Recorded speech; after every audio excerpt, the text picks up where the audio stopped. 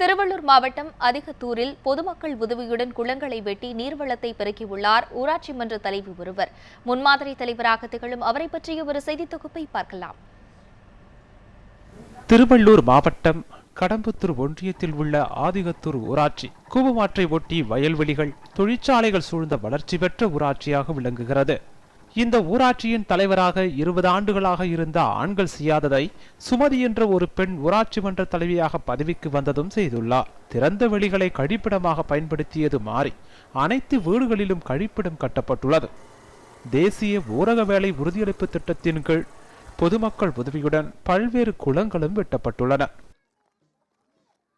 NRGS மக்கள் எல்லா இடத்துலையும் வேலை செய்கிறாங்க அப்படின்னு சொல்கிறாங்க. எங்கள் ஊரை பொறுத்த வரைக்கும் அவங்க நல்ல சப்போர்ட்டிவாக இருந்து எங்களுக்கு ஒரு 5 குளத்தை புதுசாக எடுத்துருக்குறோம். நாங்கள் இன்னொரு பகுதியில் ஒரு 2 குளம் எடுத்துருக்குறோம். மொத்தம் 7 குளம் எடுத்துருக்குறோம். நாங்கள் அந்த 7 குளம் எங்கள் மக்களோட உழைப்பில் தான் நாங்கள் எடுத்தோம். அது என்ஆர்ஜிஎஸை பொறுத்த வரைக்கும் செயல்படுற திட்டம்னு பார்த்தீங்கன்னா ரொம்ப சிறப்பாக செயல்பட்டு இந்த 7 குளங்களுக்கும் என்ஆர்ஜிஎஸ் மக்கள் தான் ரொம்ப உறுதுணையாக இருந்தாங்க.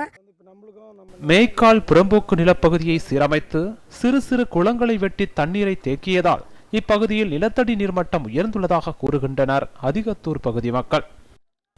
அதிகத்தூரை போன்று மாநிலத்தில் உள்ள அனைத்து ஊராட்சிகளிலும் புதிதாக குளங்களை வெட்ட வேண்டும் என்றும் அதற்கு வேண்டிய உதவிகளை அரசு செய்ய வேண்டும் என்றும் முன்னாள் ஊராட்சி தலைவரான சிதம்பரநாதன் கோரிக்கை வைத்துள்ளார்.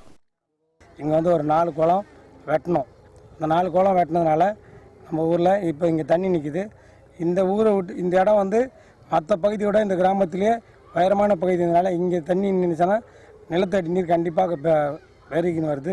அது இன்னும் கொஞ்சம் காலம் போக போக ரொம்ப நல்லா இருக்கும்.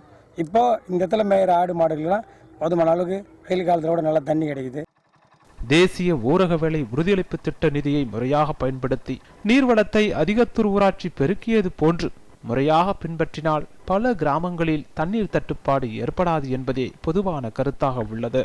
ராதாகிருஷ்ணன், நியூஸ் 7 தமிழ், திருவள்ளூர்.